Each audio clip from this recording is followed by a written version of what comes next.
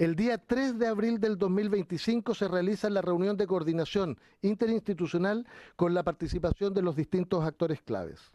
El mismo 3 de abril del 2025, el organizador ingresa una segunda modificación respecto al cronograma de ejecución, atendiendo observaciones específicas de la reunión. 7 de abril del 2025, se presenta la tercera y última modificación incorporando una adaptación relacionada con la activación comercial del evento. 8 de abril del 2025, la Delegación Presidencial Regional reitera por correo electrónico la solicitud de antecedentes pendientes, por ejemplo, listado de personas para ingreso de elementos de animación. 9 de abril del 2025, se dicta resolución que clasifica el partido como tipo A y prohíbe venta de alcohol en el estadio. 10 de abril, se emite la resolución que autoriza la realización del partido de fútbol profesional. Además de las medidas de seguridad comprometidas por el organizador en su solicitud, conforme a lo establecido en el artículo 29, letra I, del decreto 1046 del 2016, y en concordancia con los estándares establecidos para partidos de esta categorización y características, se definieron las siguientes medidas adicionales.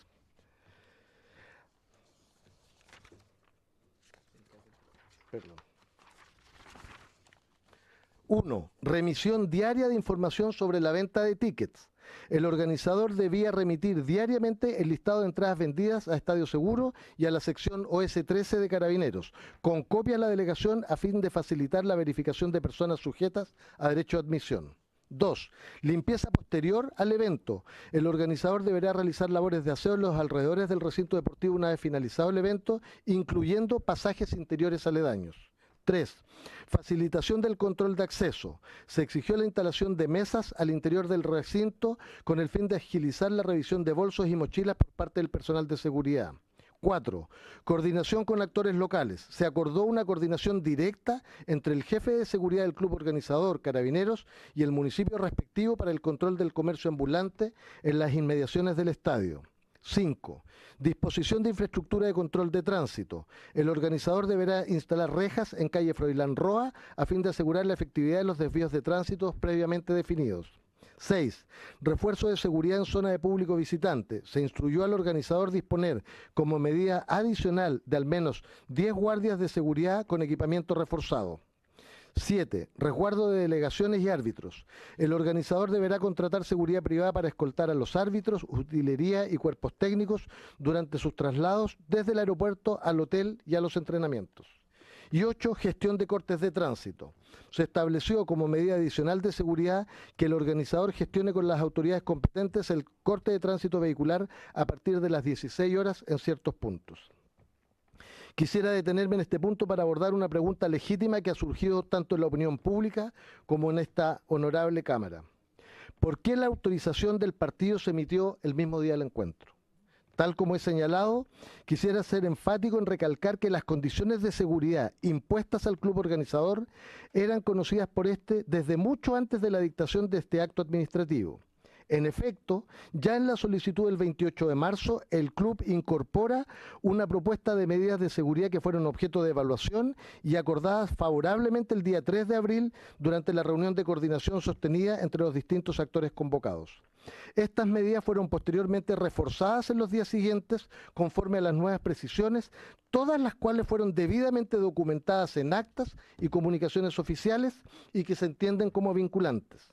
Cabe indicar que estas reuniones de coordinación son en sí mismas vinculantes, es decir, todos los actores concurren con ese propósito. La resolución emitida el 10 de abril no constituye un instrumento aislado ni sorpresivo, sino más bien el acto administrativo final que formaliza y consolida todo lo previamente coordinado. Dicho de otro modo, la resolución recoge íntegramente la totalidad de los acuerdos ya establecidos con anterioridad y le otorga el carácter jurídico administrativo cumpliendo con los plazos y requisitos legales para este tipo de autorizaciones. Por tanto, descarto categóricamente que se hayan impuesto condiciones extemporáneas o de última hora, generando presiones inabordables para el club organizador. Es importante recordar que las medidas de seguridad exigidas al club, en este caso Colo-Colo, en eventos anteriores fueron consistentes y adecuadas a la magnitud de los partidos.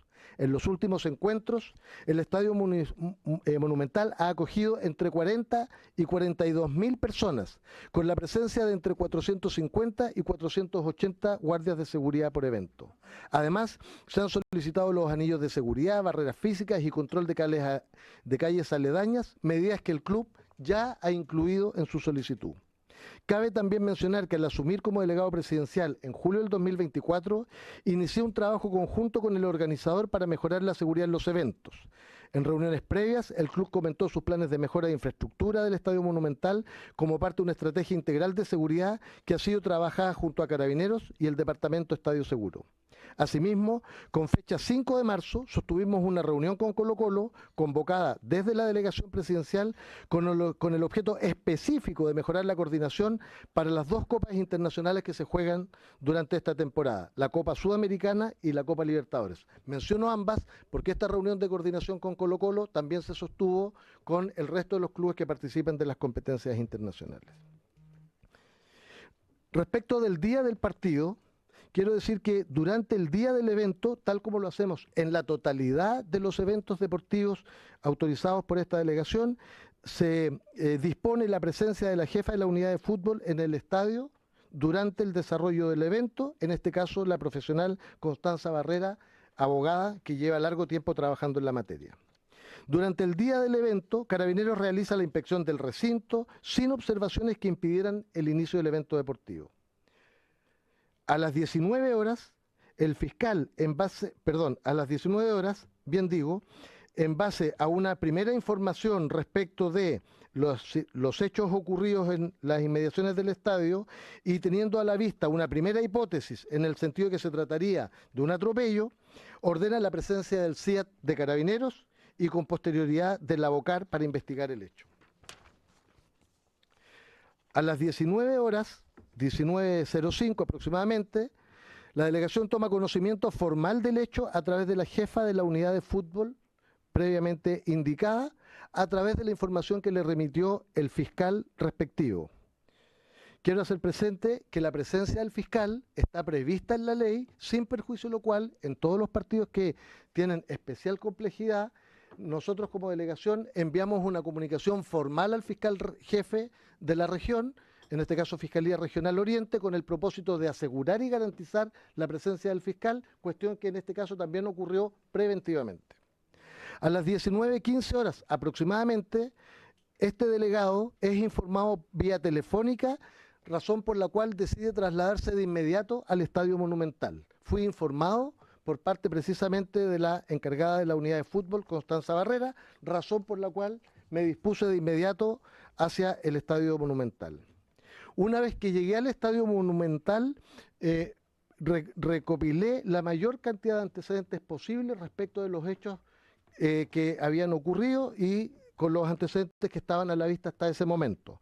Para esos efectos me reuní, por supuesto, con Constanza Barrera, jefa de la unidad de fútbol, con Pamela Venegas, jefa de Estadio Seguro, con el mayor Nazar, el oficial a cargo de los servicios policiales estando presente en el estadio, y también conversé con Aníbal Mosa, presidente de Colo-Colo, y su jefa de comunicaciones, para conocer cuántos antecedentes tenían a la vista y qué protocolos o dispositivos tenían preparados para esos efectos. Y adicionalmente me reuní con los alcaldes de San Joaquín, La Florida y Macul, los tres presentes al interior del estadio. Por supuesto, en el contexto de estas funciones estuve en reunión con todas estas personas y además con presencia al interior de la caseta de seguridad donde se encuentra el sistema de control y monitoreo de cámaras para visualizar la situación al interior del estadio y aquellas que se pueden visualizar desde el exterior. En esta caseta estaba el comandante Joaquín Nazar, la jefa del entonces Departamento Estadio Seguro, señora Pamela Venegas, el personal del Departamento OS-13 Carabineros, parte del equipo de la delegación presidencial, así como también funcionarios de la Sociedad Blanco y Negro. Entre las 19:45 y las 21:15 horas aproximadamente, como delegado, establezco coordinaciones con distintas autoridades de distinta naturaleza, incluidos las personas que yo he señalado precedentemente, con el propósito de monitorear todos y cada uno de los alcances de los hechos que ocurrían tanto al interior del estadio como en las inmediaciones. A las 21:45 horas aproximadamente, la jefa de la unidad de fútbol toma contacto con Carabineros en la caseta para solicitar su opinión técnica respecto a la continuidad del partido a la luz de los hechos que habían ocurrido precisamente en el interior. Delegado, perdona que le interrumpa, pero... Le juro que termino en esta frase. Muy bien. Le pido excusas, presidente. Está bien, no se preocupe, no se preocupe. Digo, a propósito de los hechos que habían ocurrido al interior, es que la jefa de la unidad de fútbol de la delegación conversa con el oficial a cargo de Carabineros con el propósito de evaluar la suspensión del partido, y en ese momento se produce una discusión en el sentido de que Carabineros opina técnicamente que efectivamente procede la suspensión del partido. Hay una discusión por parte del club organizador y la Conmebol respecto a la pertinencia de darle continuidad, incluso eventualmente sin presencia de público, razón por la cual en mi conversación con la jefa de la unidad de fútbol instruyo expresamente que se dé término formal al partido, frente a lo cual el club organizador y la Conmebol sugieren que lo hagamos por escrito, razón por la cual las condiciones materiales no lo permitían. Le pido a la jefa de la unidad de fútbol, Constanza Barrera, que lo deje expresado de inmediato vía correo electrónico con el propósito de garantizar que el partido termine en ese momento. Aproximadamente 21:45, esto es, después de producidos los hechos de ingreso de público al estadio, después de unos minutos quiero recordar que se produce una especie de suspensión temporal, es decir, desde la invasión a la cancha se produce una especie de suspensión temporal y no existe claridad respecto de qué va a ocurrir con posterioridad. De hecho, hay un minuto en que se empieza a producir una evacuación del estadio, y algunos minutos después incluso empiezan a volver personas al estadio a hacer reingreso, razón por la cual surge la duda respecto a si el partido continúa o no continúa y si continúa con público o sin público. Y en ese contexto, dado que ahí sí concurrían las causales en virtud de las cuales se podía establecer de manera taxativa el término del partido, es que instruyo a Constanza Barrera a que, a partir del informe que emite verbalmente el oficial a cargo de Carabineros, que efectivamente el partido se suspenda, independiente de la opinión de la Conmebol o del club organizador. Gracias, delegado. Me quedaba un punto más, pero no quiero, presidente, si no lo estima, solamente creo que, si me permite, un segundo no lo voy a leer, lo voy a resumir. Sí, lo que pasa es que, solo un segundo, sí. Sí. Creo que está muy importante y le prometo que después solo me dedico a responder todas las preguntas. Lo que pasa es que ha habido otra pregunta que creo que es particularmente importante, presidente, si me lo permite. ¿Por qué, si se sabía que había 2 personas fallecidas, no se suspendió el partido antes que comenzara? Esta pregunta ha sido expresada legítimamente de manera pública, no solo por honorables diputados y diputadas, sino por distintos actores en el debate. Respecto de esto, la delegación tiene efectivamente la facultad de suspender un espectáculo de fútbol profesional, pero solo bajo 2 condiciones muy específicas. Así lo establece expresamente el artículo 6 de la Ley 19.327, que señala que esta medida debe fundarse en 2 requisitos copulativos. Primero, que exista una afectación grave del orden público. Y segundo, que exista un informe previo de Carabineros que así lo recomiende. En este caso, previo al inicio del encuentro, no se verificaban tales condiciones. No había un informe de Carabineros que advirtiera una afectación grave del orden público. De hecho, incluso el informe de Carabineros que se emite ex post habla de incidentes específicos que estaban contenidos por la fuerza pública. Y segundo, no existía un informe que lo recomendara. En este caso, ni elementos que permitieran suspender el evento conforme a la ley. Por el contrario, suspender el partido en ese momento podía eventualmente generar algunas consideraciones especialmente complejas, y solo, ahora sí termino, quiero decir, expresamente no concurrían las condiciones legales para que el delegado pudiera suspender el partido. Dicho eso, Es decir, que legalmente no había condición para aquello y probablemente si lo hubiese decidido estaría sometido al incumplimiento de la ley. Quiero decir que en estos momentos es cuando efectivamente son miles de variables las que uno tiene que poner en consideración. Una de ellas, que la ha señalado una persona especialista en temas relacionados con eventos deportivos, la complejidad de evacuar 40.000 personas de un estadio sin información suficiente respecto de la naturaleza específica de los trágicos hechos que habían ocurrido. Y segundo, si me lo permiten, quiero recordar que había constituido en el lugar un fiscal que estaba desarrollando pericias que pueden ser decisivas para determinar las circunstancias de los hechos y, por supuesto, la determinación de responsabilidades. Sacar 40.000 personas del estadio antes del inicio del partido, entre otras cosas, significaba que por el lugar donde habían ocurrido los hechos iban a circular a lo menos 15.000 personas en el mismo punto en donde había un fiscal realizando pericias.